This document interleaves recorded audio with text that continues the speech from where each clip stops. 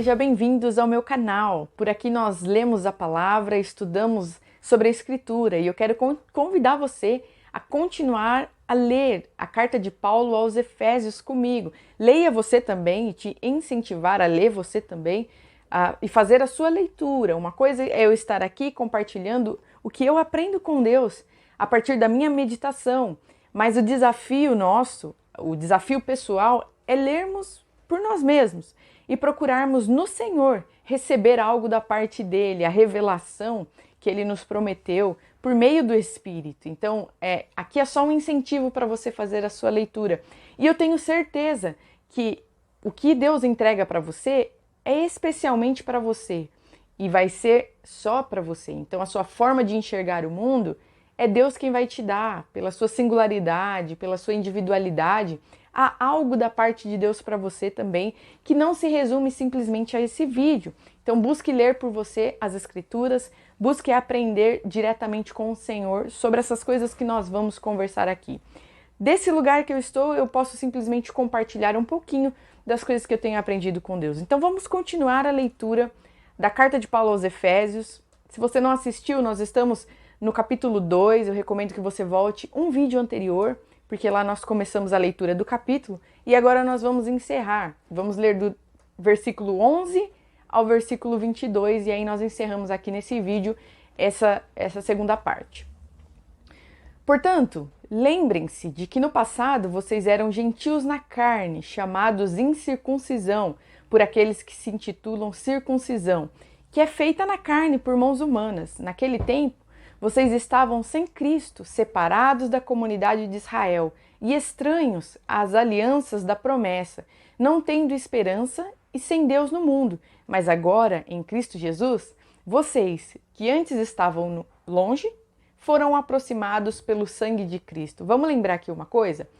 Paulo está escrevendo uma carta para um povo que se converteu a Cristo, que aceitou Jesus como seu Salvador, mas que não faz parte dos hábitos e da cultura do povo judeu. Então ele está contando aqui, fazendo essa distinção. Olha, vocês antes eram em circuncisão e eram separados do povo que era circuncisão, feita na carne. Então o que Paulo está dizendo aqui? Ele está contando que existia antes de Cristo uma distinção da humanidade baseada na carne, baseada no físico, ou seja, antes de Jesus, Deus escolheu se revelar e se mostrar ao mundo através de um único povo, o povo hebreu. Então, a manifestação da existência do Deus verdadeiro, do Deus criador, do Deus poderoso que fez todas as coisas, todo o universo, se dava aos homens por meio deste povo. Deus escolheu Abraão, disse que faria uma descendência inteira dele e que revelaria e se andaria, ele andaria com esse povo, a sua presença estaria no meio desse povo e isso seria luz para as nações. E por meio desse testemunho, do seu estilo de vida, das suas leis, o mundo conheceria o próprio Deus. Essa é a história do povo hebreu, do povo judeu. E Paulo está querendo dizer aqui que a partir de Jesus, essa distinção acabou. Então, ele está direcionando essa carta justamente para os gentios, que não fazem parte da cultura e dos hábitos desse povo hebreu. Falando assim, olha, o sangue de Cristo agora nos uniu. Por meio do ministério do Filho de Deus, por meio desse testemunho dele, do sacrifício dele, do sangue dele vertido na cruz, nós podemos dizer que somos um. Somos um povo a partir do Filho, da fé nele, e não mais da circuncisão da carne, ou então de um povo único e específico, de uma cultura única e específica. Não, Jesus democratizou na humanidade a revelação de Deus. Se você tem fé no Filho, se você crê no Filho e vive segundo os seus ensinamentos, você está ligado a esse Deus verdadeiro, Deus criador. E não mais por fazer parte de um povo, de uma cultura em específico. Isso aqui é muito importante para a gente. No vídeo anterior, eu quero recapitular isso com vocês. Nós falamos a respeito de duas naturezas, duas formas de enxergarmos a humanidade hoje em dia. Então, não mais como um povo de hábitos e culturas específicos, mas como um povo que tem um único Senhor e que se baseia e vive a partir de um mestre, de um rei, que é o próprio Cristo. Então o rei, gente, ele foi revelado, a autoridade máxima do povo de Deus foi revelada, é o próprio Filho de Deus, o próprio Deus que se encarnou e se fez homem, andou entre os homens e pagou o preço pelos nossos pecados. Ele fez justiça, ele estabeleceu a justiça e por meio do Filho toda a criação está sendo restituída, está voltando para o seu pleno funcionamento, funcionamento que se perdeu, utilidade que se perdeu com o pecado entrando no mundo. Então, isso aqui, gente, é uma baita feijoada para nós. Porque além da gente entender a condição humana dos dias de hoje, com essas duas naturezas, nós compreendemos que o povo hebreu, agora, juntamente com os demais povos, se unem e podem se unir por meio de Cristo, em adoração ao Deus verdadeiro. Isso aqui é importantíssimo e nós precisamos guardar, porque não existe povo, gente, não existe cultura que não possa ser redimido por meio do Filho. Jesus deseja alcançar a todos. Eu estou falando aqui dos indígenas, eu estou falando aqui de povos aborígenes, eu estou falando aqui de nações que possuem hábitos totalmente diferentes, culturas. Jesus se importa com todos eles e deseja, como a palavra de Deus diz, Deus quer que todos sejam salvos. E por meio de Jesus é possível alcançar todo tipo de gente, de qualquer língua, de qualquer nação, de qualquer hábito. Não importa a forma como nós estamos hoje no mundo, Jesus é aquele que redime toda a criação e nos une como um povo só. Vamos continuar aqui. Versículo 14 do capítulo 22. Desculpa, do capítulo 2. Efésios 2, do 14 ao 22. Porque ele é a nossa paz. De dois povos, olha isso aqui. De dois povos ele fez um só. E na sua carne ele derrubou a parede de separação que estava no meio, a inimizade. Cristo aboliu a lei dos mandamentos na forma de ordenanças, para que dos dois criasse em si mesmo uma nova humanidade, fazendo a paz e reconciliasse ambos em um só corpo com Deus por meio da cruz, destruindo a inimizade por meio dela. E quando veio, Cristo evangelizou paz a vocês que estavam longe e paz também ao que estavam perto, porque por meio dele ambos temos acesso ao Pai em um só Espírito. Assim vocês não são mais estrangeiros e peregrinos, mas concidadãos dos santos e membros da família de Deus, edificados sobre o fundamento dos apóstolos e profetas, sendo ele mesmo, Cristo Jesus, a pedra angular. Nele, todo o edifício bem ajustado cresce para ser um santuário dedicado ao Senhor. Nele também vocês estão sendo edificados, juntos com os outros, para serem morada de Deus no Espírito. Uau, que lindo! E eu quero destacar isso aqui. Paulo falando a respeito de uma nova humanidade. E a inimizade que havia entre os hebreus e todos os demais povos acabou. Jesus instaurou a paz. A autoridade máxima se estabeleceu e colocou a paz, ela resolveu essa questão e o conflito entre os homens por meio do seu sacrifício. Então, por meio de Jesus, tudo foi resolvido. E eu quero deixar aqui para vocês 4 observações muito importantes sobre o capítulo 2 e esses trechos aqui em específico que nós lemos. Primeiro de tudo, os dois povos, o povo de Deus, hebreu, e o mundo, sendo reconciliado. Vamos recapitular isso aqui. Jesus fez e criou a partir dele uma nova humanidade, um novo povo, não mais separado por hábitos ou costumes, mas unidos por meio da fé no Filho. Segundo ponto, essa parede de separação, chamada inimizade, foi resolvida. Então nós podemos, primeiramente, nos unir como povo, independente da cultura. Nós podemos adotar para nós a história dos apóstolos, dos profetas, do Antigo Testamento como a nossa história, porque nós fazemos parte desse plano maravilhoso de Deus, que era por meio do seu Filho unir toda a criação debaixo da sua autoridade. Então, quando nós falamos, olha, eu não sou judia, talvez você não seja de descendência de judeus, nós não guardamos os hábitos e os costumes deles, mas nós podemos dizer, por meio do Filho, que nós temos uma história em comum e que nós fazemos parte, sim, da história de Abraão, nós fazemos parte, sim, da história de Davi, porque era plano de Deus que as coisas acontecessem desta forma. E hoje nós somos fruto do sacrifício de Jesus. E nós somos, sim, descendência de Abraão. Somos incluídos nessa família que Deus prometeu a Abraão lá em Gênesis. Terceiro ponto, ele é a nossa paz. Ele é a nossa pedra angular. Ele sustenta essa verdade aqui que nós estamos conversando, gente. Ele sustenta essa família. Ele sustenta essa edificação que somos nós, o corpo dele.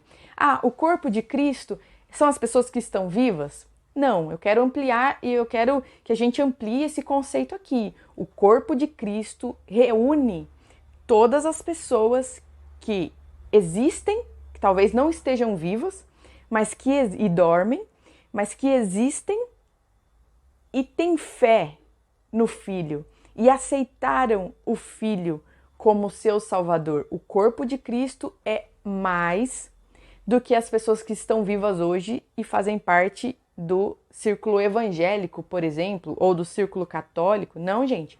O corpo de Cristo reúne todos os seres humanos que existem, sejam vivos, mortos, mas que têm a sua fé baseada no Filho. E ainda aqueles que irão nascer e aqueles que ainda serão salvos. Esse é o corpo de Cristo. Então nós estamos falando de um conceito espiritual. E ele dá sustentação para esse corpo. Último ponto aqui.